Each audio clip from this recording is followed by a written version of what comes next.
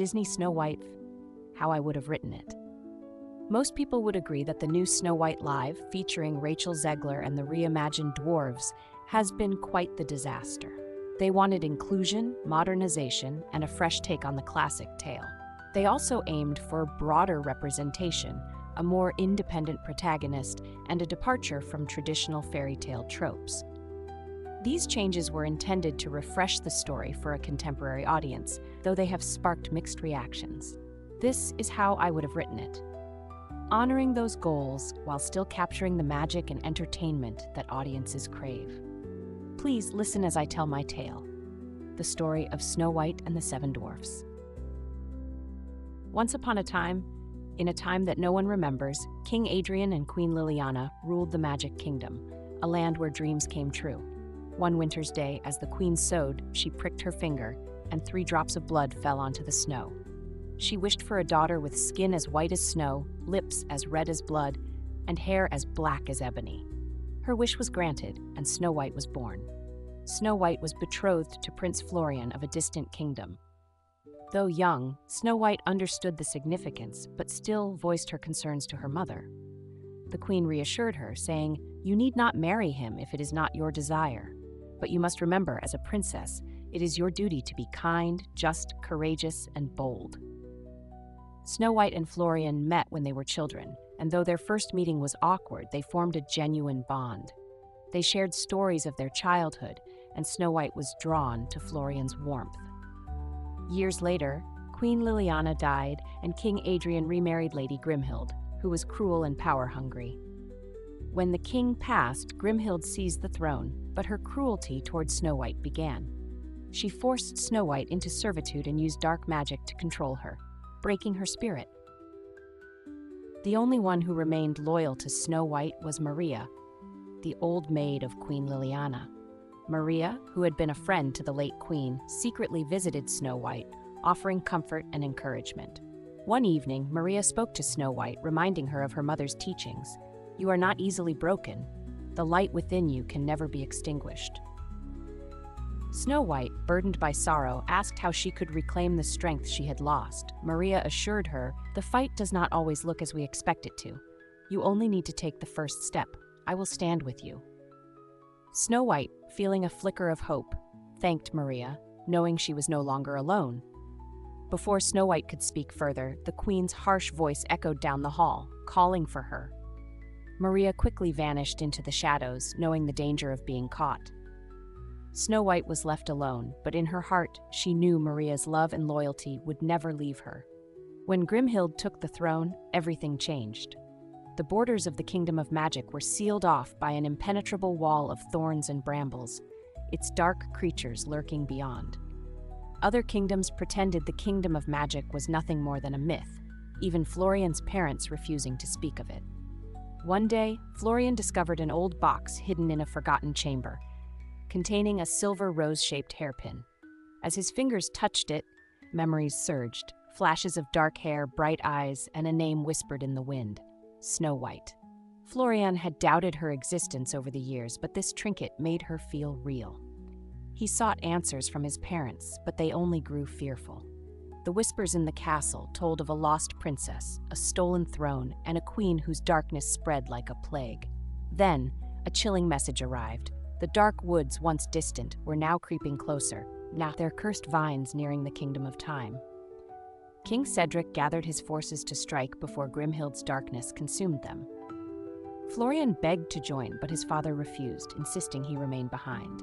Years passed without word from the king. The brambles continued their advance, curling around the castle walls. Florian couldn't ignore it any longer. He needed to know the truth about his father, the Kingdom of Magic, and the girl in his memories. While searching for answers in the castle's archives, Florian was interrupted by Lysander, his guard. A former slave turned gladiator, Lysander had been trusted by King Cedric to train Florian in combat. "You shouldn't be here at this hour," Lysander warned. Florian, undeterred, declared, "I need to know what happened to my father. The princess, Snow White, I can't live in this castle without the truth." Lysander's expression softened, but he cautioned, "The evil queen is not a foe to take lightly. She controls this land with an iron grip. Florian's resolve hardened. I don't care about her grip. I care about what's right. My father is out there, Snow White is out there, and I have to find them. I need your help. Lysander hesitated, the weight of his past heavy in his words. You want my help? You know my history, once a slave, a gladiator. I don't belong in this noble quest. Florian stepped forward, his voice firm. You belong with me, Lysander. You've always been at my side. If you're truly a warrior, you'll understand what it means to fight for something greater than yourself. After a long pause, Lysander finally nodded. Before I agree, you must prove yourself. Strike me 3 times, and I'll join you. Florian agreed, drawing his sword. The two sparred in the castle's shadows, each move a test of Florian's resolve. Lysander's strength was overwhelming, but Florian's determination never wavered. With a final surge, Florian landed a strike on Lysander's shielded arm. You've landed one, Lysander said, grinning. That's enough. Florian, panting, nodded. I'll train harder, fight harder. Lysander raised a hand. No need for more words, you've proven your resolve. But know this, there's no turning back once we leave. You'll need more than a sword. You'll need a heart that doesn't falter. Florian's determination burned brighter. I won't falter. Together, we'll find them. Together, we'll restore what's been taken. Lysander nodded, an unspoken agreement between them. They would face the dangers ahead together, seeking the truth and reclaiming the light that had been stolen. On Snow White's 18th birthday, the evil queen watched from the shadows, her cold, piercing eyes fixed on the young princess. Though aged and wicked, she retained her beauty, yet her heart had become as twisted as the dark forces that surrounded her. And despite her power, there was a constant gnawing envy within her, an envy she couldn't suppress. Snow White, however, stood near the royal gates, her heart weighed down with sadness, yet filled with compassion. Though her life had been fraught with hardship, her spirit remained unbroken. She had never forgotten the lessons her mother had taught her, especially the importance of kindness. It was this kindness that had kept Maria, her loyal caretaker, visiting her every day, despite the queen's cruelty. On this day, Snow White couldn't ignore the cries of the poor outside the castle walls. Stealthily, she crept to the gates, carrying what little food and water she could steal from the royal kitchen. It wasn't much, but it was all she could offer. She handed out the meager scraps, her heart aching at their gratitude. From her high tower, the queen watched with narrowed eyes, disgusted by Snow White's compassion. The princess treated those less fortunate with a kindness the queen could never understand. It wasn't just Snow White's kindness that hurt. It was her beauty, her youth, her innocence, things the queen could never possess. Turning to her magic mirror, the queen asked the question that had consumed her for years. Mirror, mirror on the wall, who is the fairest of them all? The mirror shimmered before answering, its voice soft but resolute. Snow White, fairest of them all. The queen's eyes hardened, her knuckles white as she gripped the mirror. She knew the answer as well as the mirror did. But it wasn't just the physical beauty that infuriated her. It was the goodness that radiated from Snow White, the purity of her soul that outshone the queen's fading beauty. Fury surged through the queen's veins. A plan began to form, a plan to rid herself of the princess once and for all. She could not allow Snow White's kindness and beauty to destroy her. The queen called for the huntsman, her loyal servant, who had carried out her most heinous tasks. He had been the one to orchestrate the king's sudden death, making it seem like a cruel twist of fate. Now she had one final task for him, Snow White's death. The huntsman entered the room, bowing low. "Take this knife," the queen whispered, her voice ice-cold. "Tear out her heart. Bring it to me, and in return, you shall have what you desire." The huntsman, his face hard and unreadable, accepted the blade. "Yes, my queen," he answered in a low voice before disappearing into the shadows, the weight of his task heavy upon him. As the last light of day faded, Snow White sang in the garden, her voice a pure, soulful prayer. She sang of kindness, courage, and hope, offering the world a piece of her heart. There are memories from long ago, ones I've forgotten, ones I don't know, when kindness bloomed within this place, and justice sat with gentle grace. Was there someone who told me true that courage has no limit too? That boldness rises from our fear and hearts can shine, though dark appears, waiting on a wish where dreams can dreams, and dreams comes true, How bold can I be to let love sing of kindness, freedom, and everything? As Snow White sang, her voice seemed to carry her hopes into the very heavens. She didn't notice the shadow creeping closer, inching toward her with silent malice. But Maria, ever watchful, had been hiding nearby. The moment the shadow moved, she sprang into action. Without hesitation, she ran toward Snow White, determined to protect her at any cost. The huntsman had already taken Snow White deep into the forest, the thick trees surrounding them like silent witnesses. With the knife in hand, he approached her. His expression was cold, his eyes devoid of emotion. As he raised the knife to strike, a figure leapt from the shadows. Maria, though frail with age, moved with surprising strength, tackling the huntsman to the ground. Her hands shook, but her resolve was unyielding. "Run, Snow White, run and never look back," she cried, her voice filled with desperate love. For a brief moment, Snow White hesitated, shock written across her face. But then, without a second thought, she turned and fled into the forest, her heart pounding with fear, but also with hope. The huntsman, enraged by the loss of his prey, stood slowly and turned toward Maria. His eyes darkened with fury. "You've made me lose what was mine," he muttered, his voice low and menacing. Without another word, he pulled out a small box, gleaming in the dim light. With grim determination, he reached into Maria's chest, taking her still beating heart and placing it carefully inside the box. "Now I have what I lost," he whispered, before turning and making his way back through the forest. The huntsman returned to the queen, the box tightly in his grip. He prepared to deliver the grim prize to the one who had ordered Snow White's death. But his task was far from over, for the fate of the princess was yet to be sealed. Snow White ran through the night, unsure how long she'd been fleeing, hours, days. She had crossed mountains, valleys, and waded through a river so cold it made her bones ache. Exhausted, her feet raw, fear of the huntsman pushed her on, each step a struggle. The forest grew denser, its dark canopy blocking the sky. Creatures of the night whispered and rustled around her, their eyes glowing from the shadows. Snow White's heart pounded in terror. She had lost her way, but she had to keep running. Finally, when she could run no more, she stumbled into a clearing. The first light of dawn broke through the trees, and Snow White noticed the creatures of the night were no longer terrifying, but part of the forest: foxes, deer, and birds. The ominous sounds transformed into a peaceful melody, and she felt her fear begin to fade. As the warmth of the sun reached her skin, she spotted a tiny house nestled in the clearing. It looked like something from a dream, modest, inviting, as if waiting for her. She approached cautiously and pushed the door open with a weary hand. Inside, the house was in disrepair. Dust covered every surface, and cobwebs filled the corners. Dirty dishes were stacked in the sink, and a forgotten mop leaned against the door. It seemed abandoned, as if no one had lived here for years. Snow White moved upstairs, where she found 7 little beds lined up in a row.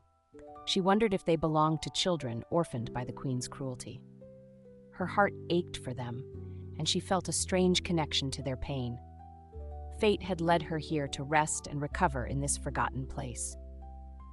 Too exhausted to think, Snow White climbed onto the nearest bed, curling under the threadbare blankets.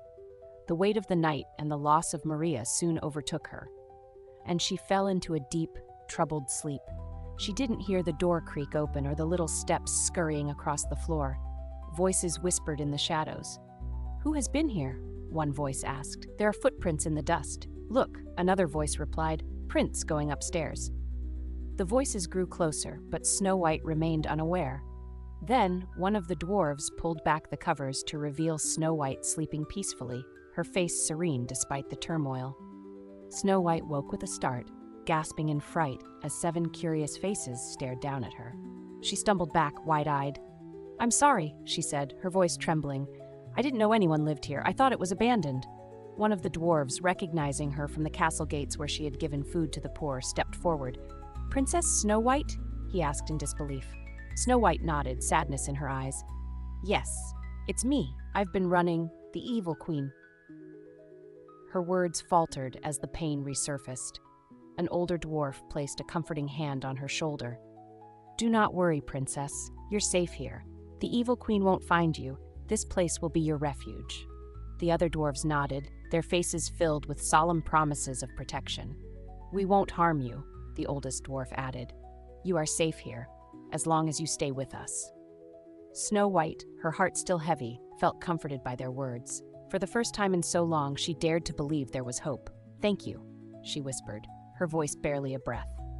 "Thank you for offering me sanctuary."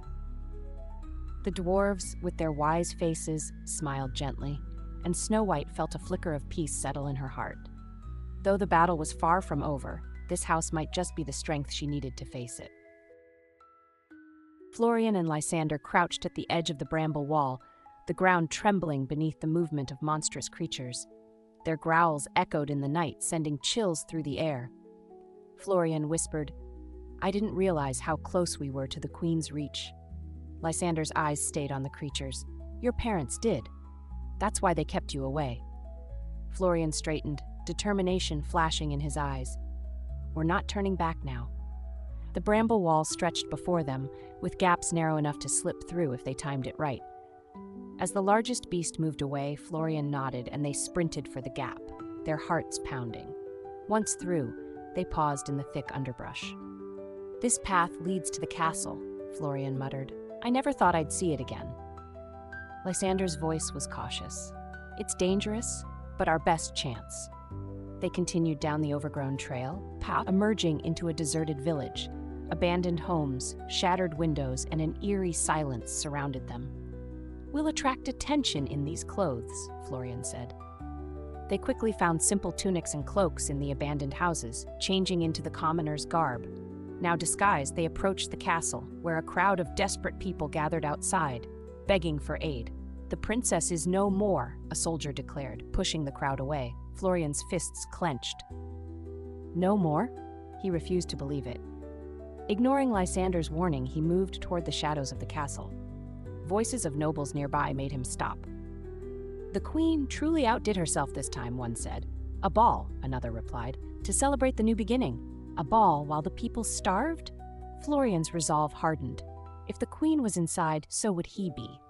Lysander smirked. "I hope you're not too proud to steal, your highness." Florian raised an eyebrow. "Desperate times." With quick movements, Lysander caused a distraction, knocking into a nobleman. As the noble stumbled, Florian and Lysander swiftly knocked the men unconscious, stealing their fine clothing. Disguised as nobles, they entered the castle, blending in with the crowd. Inside, the opulence was overwhelming. Nobles danced while lavish feasts filled tables. Florian clenched his jaw. Outside, the people suffered while these fools reveled in excess. Then the queen appeared, descending the grand staircase in black and gold. Her eyes gleamed as she surveyed the room, her smile cold. Lysander murmured, "If I didn't know better, I'd think she believed her own lies." Florian's jaw tightened. Somewhere in this castle was the truth about Snow White, and he would find it. Slipping away from the crowd, they navigated through quiet corridors until they reached heavy iron gates.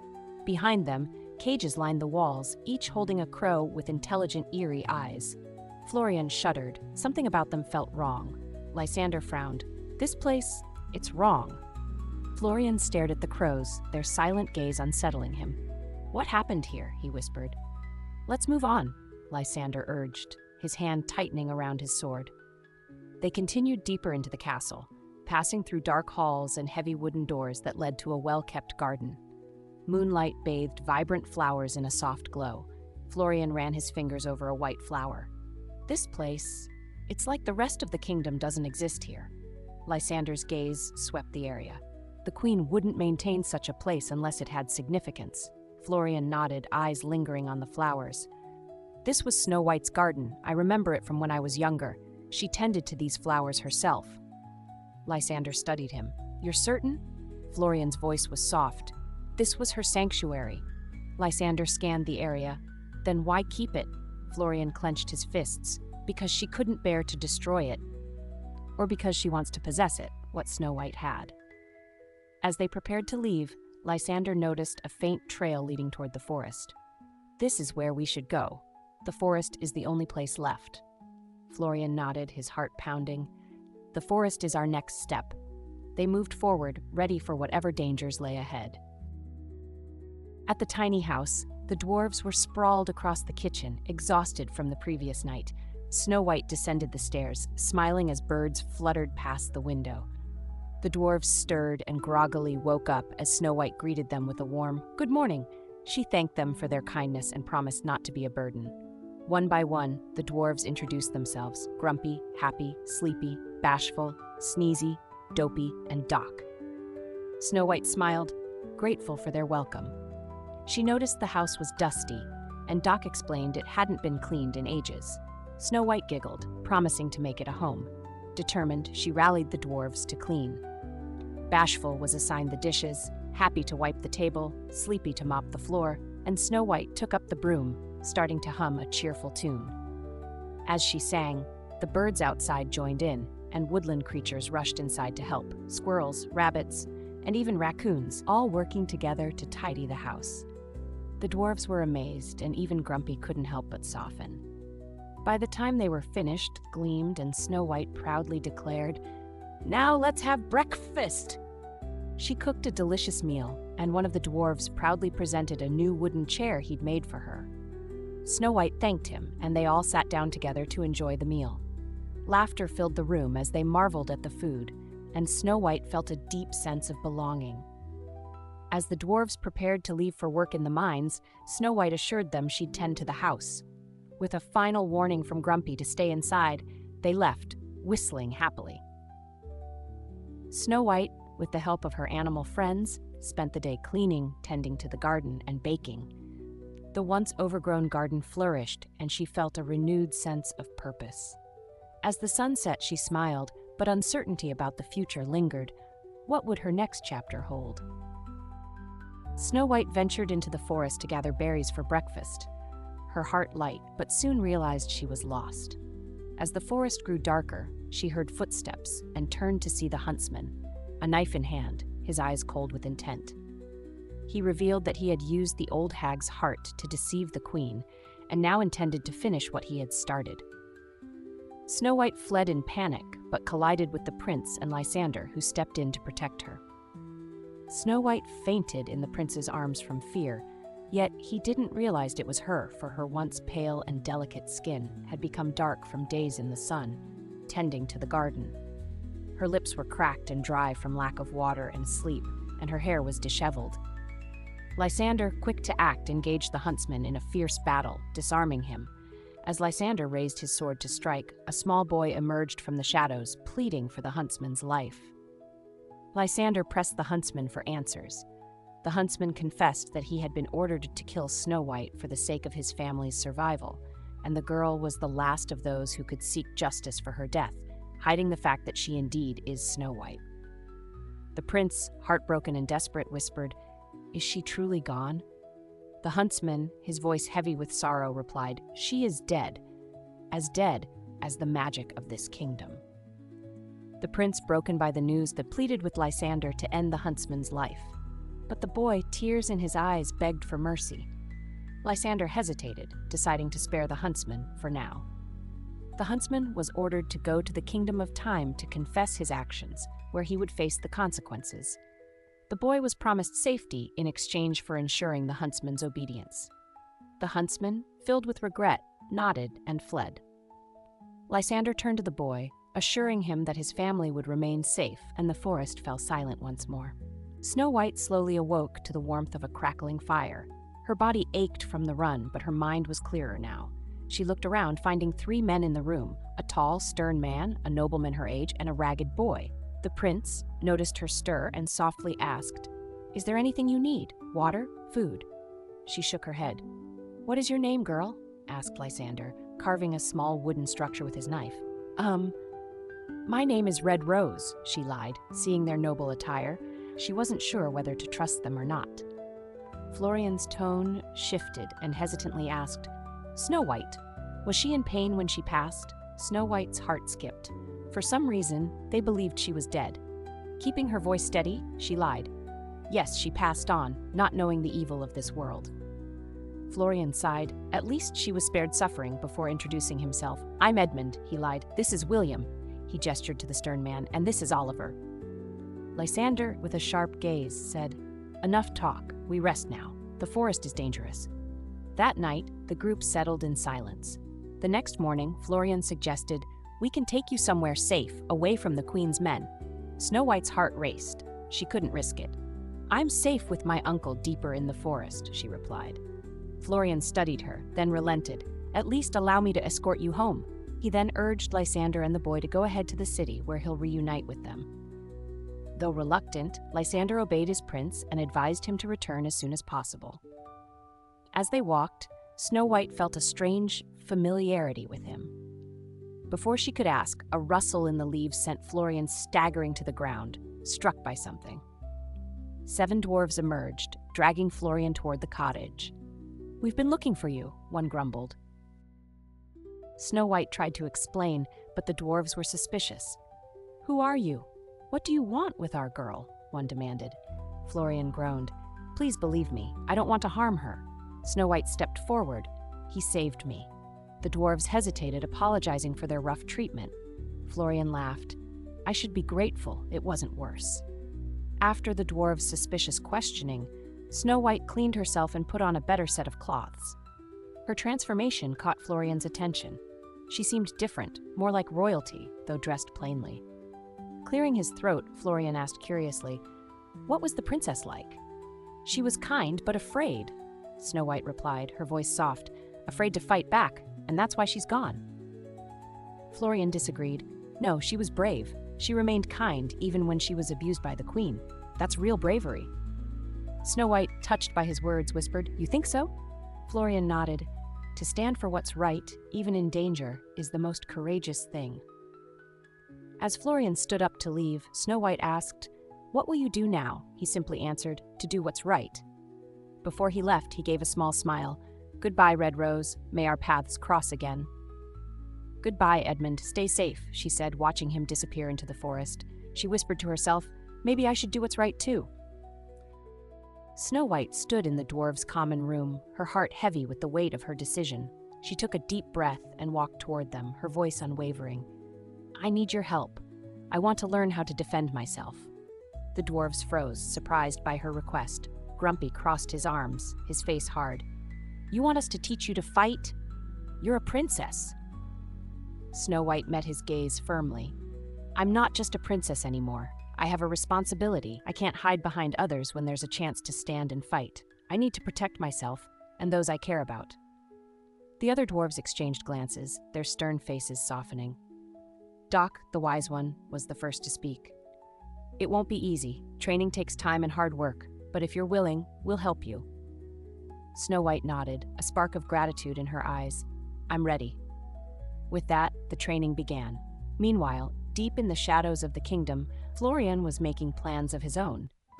After witnessing the queen's cruelty and not knowing whatever happened to his father, he knew that the queen's reign had to end. But he couldn't do it alone. In secret, Florian had gathered rebels, soldiers, and common folk who had suffered under the queen's rule. Together, they plotted her overthrow. Sitting at a dimly lit table in a hidden chamber, Florian spread a map of the castle and the surrounding lands. His fingers traced the path to the heart of the queen's stronghold. "We'll move at night," he said, his voice steady. "Once we break through the outer defenses, we head for the tower. That's where she keeps her magic." One of the rebels, a man with a grim face, asked, "And Snow White?"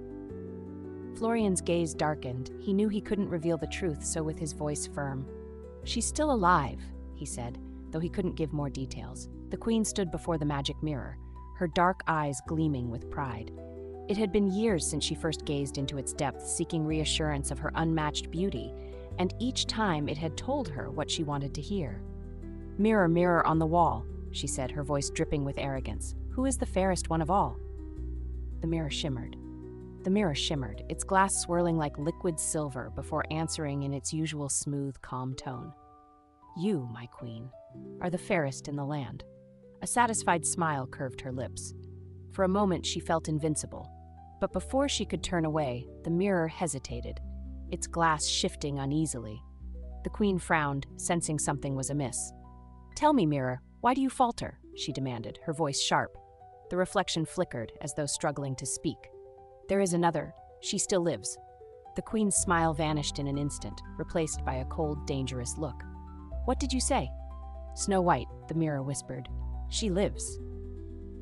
A terrible silence filled the room. The queen's heart skipped a beat, and her pulse quickened. Snow White, alive? It was impossible. She had watched the huntsman carry out the deed.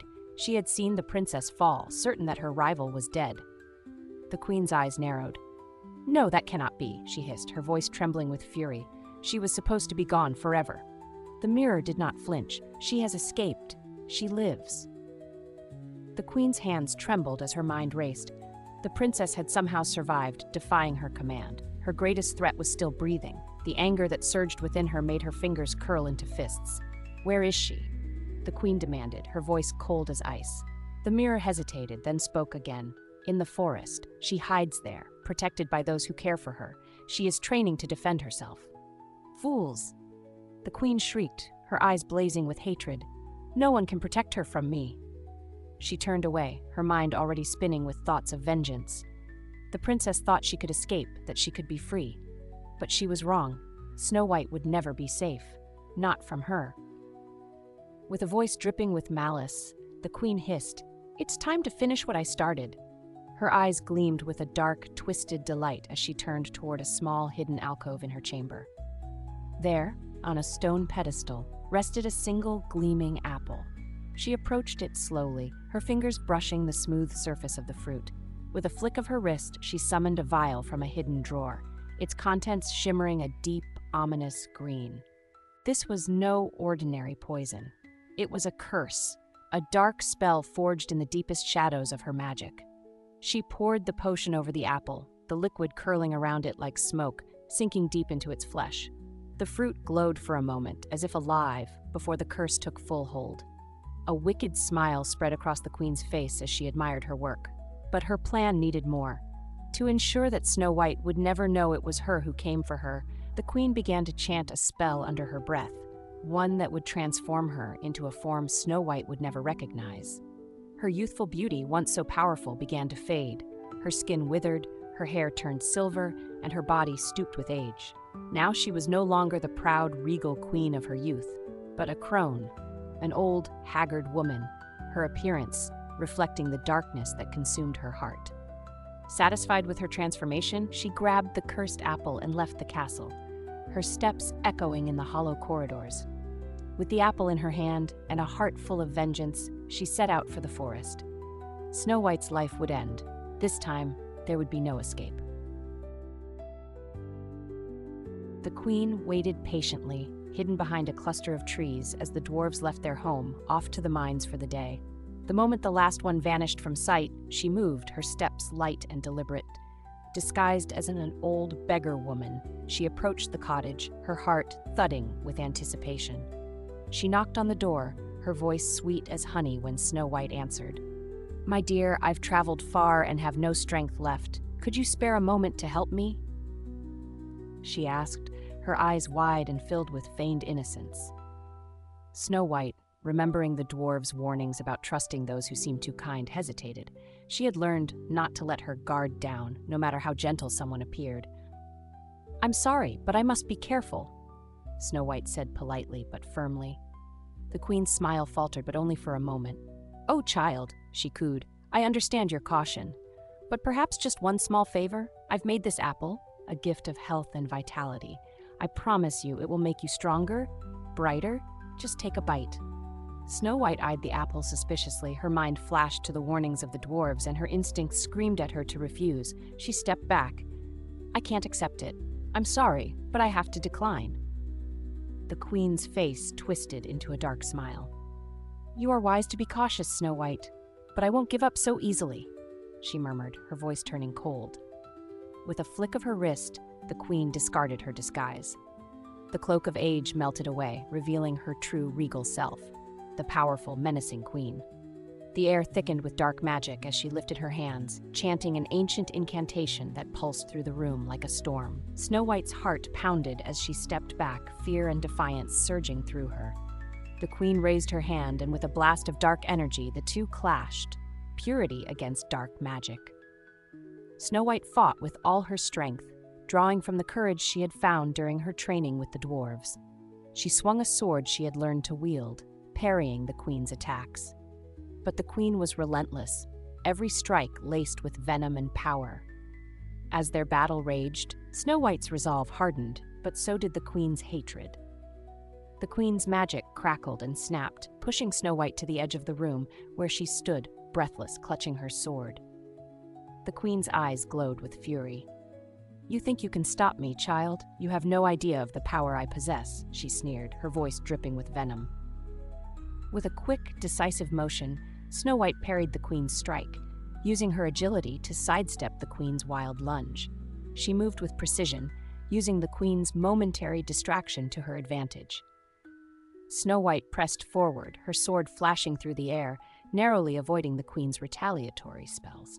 Drawing on the purity of her heart and the power of her resolve, Snow White managed to land a blow, just enough to knock the queen off balance.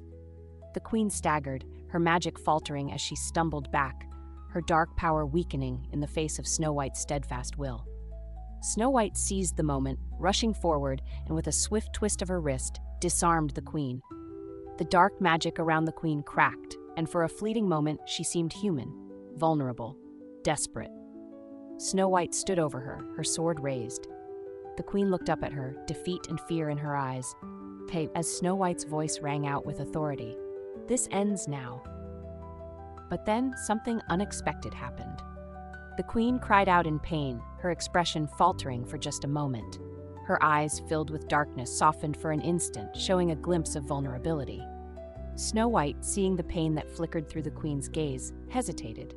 She lowered her sword, voice gentle but firm, "Leave now. Never come near this kingdom again." The queen's face twisted in rage. With a final bitter scream, she pounced on Snow White and crushed the apple in her hand. The cursed liquid dripped from her fingers and into Snow White's mouth. Snow White gasped, her body freezing as the poison took root. She collapsed to the ground in a deep, cursed sleep. The queen, her plan finally complete, turned and fled into the shadows. As Snow White's still form lay on the floor, the queen's laughter echoed through the forest, the curse hanging over the princess like a shadow. The dwarves soon returned, finding Snow White as still as death. Grumpy's heart sank as he rushed to her side, and Doc's voice trembled with sorrow as he spoke.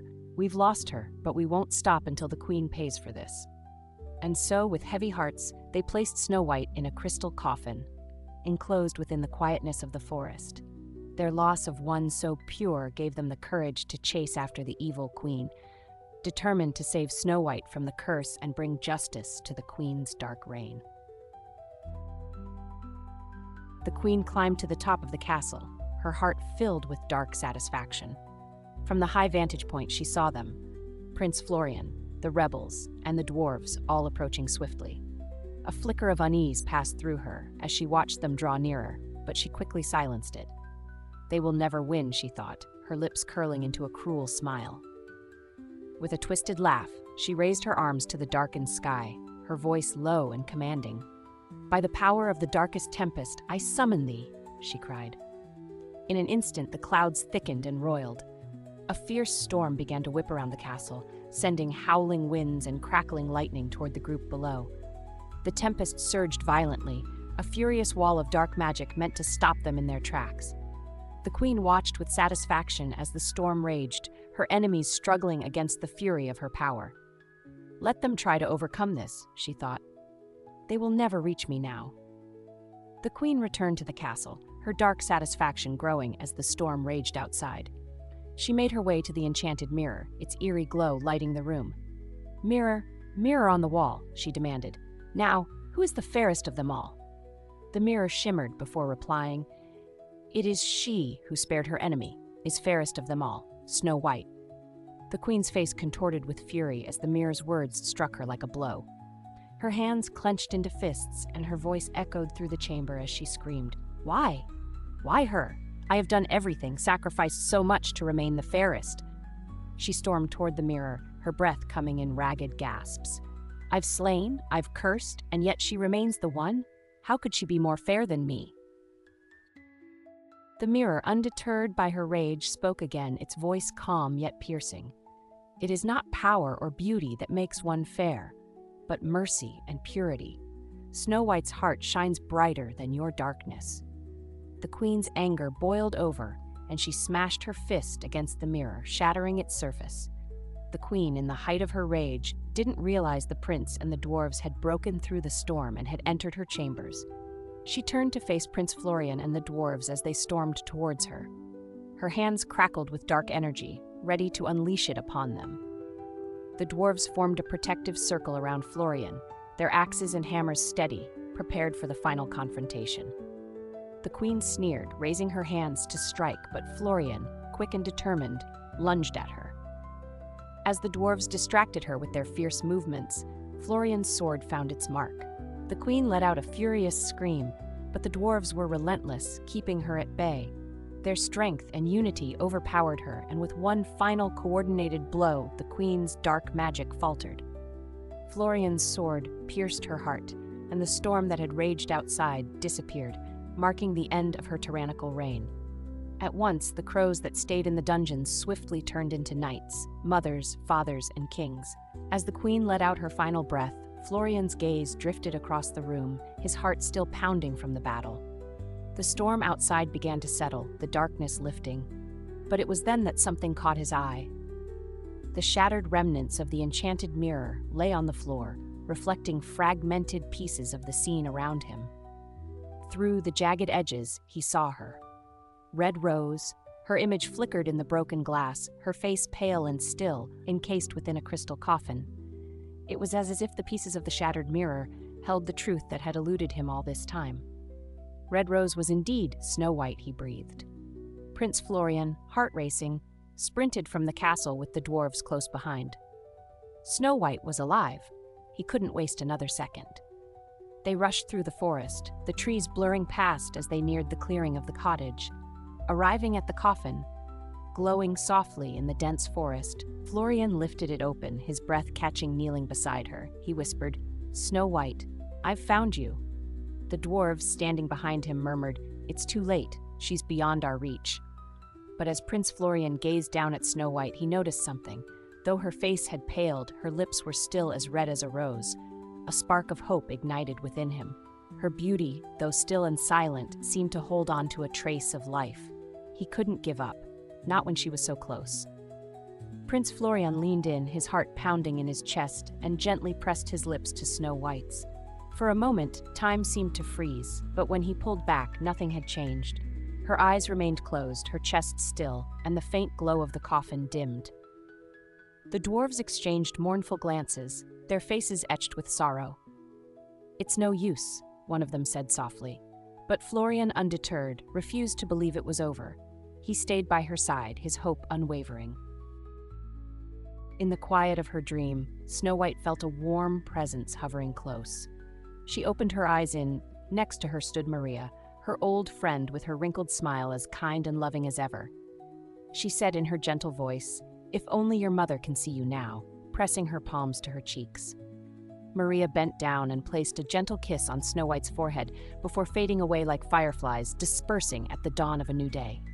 A sense of peace settled over her like a blanket of warmth.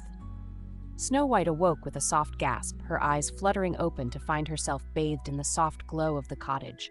The scent of pine and earth filled the air, and her gaze met Florian's, who was kneeling beside her, his eyes wide with wonder. "Florian," she whispered, her voice weak but full of life. Florian's heart soared as he cradled her hand in his voice trembling with emotion. "Snow White, you're awake!" The curse is finally broken. For the first time in what felt like an eternity, Snow White smiled, her lips as red as blood, and with that smile, the darkness that had gripped the kingdom began to fade. A soft light spread across the land, breaking through the clouds as if the very sun itself had risen anew. The trees blossomed, the rivers sparkled, and the hearts of the people were filled with hope once more.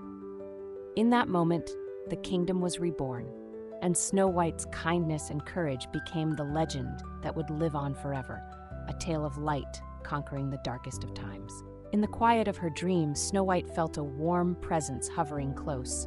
She opened her eyes, next to her stood Maria, her old friend with her wrinkled smile as kind and loving as ever. She said in her gentle voice, "If only your mother can see you now." Maria bent down and kissed Snow White gently on the forehead, a sense of peace settling over her like a blanket of warmth. Snow White awoke with a soft gasp, her eyes fluttering open to find herself bathed in the soft glow of the cottage. The scent of pine and earth filled the air, and her gaze met Florian's, who was kneeling beside her, his eyes wide with wonder. "Florian," she whispered, her voice weak but full of life. Florian's heart soared as he cradled her hand in his voice trembling with emotion. "Snow White, you're awake. The curse is broken." For the first time in what felt like an eternity, Snow White smiled, her lips as red as a rose, and with that smile, the darkness that had gripped the kingdom began to fade. A soft light spread across the land, breaking through the clouds, as if the very sun itself had risen anew. The trees blossomed, the rivers sparkled, and the hearts of the people were filled with hope once more. In that moment, the kingdom was reborn, and Snow White's kindness and courage became the legend that would live on forever, a tale of light conquering the darkest of times.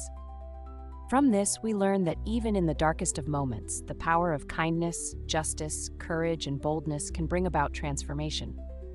A single act rooted in these virtues can spark a ripple of change, lighting the way for others to follow and healing even the deepest wounds. Similarly, Maria, who was able to awaken Snow White from her cursed sleep, embodies the truth of the greatest love. Greater love has no one than this, to lay down one's life for one's friends.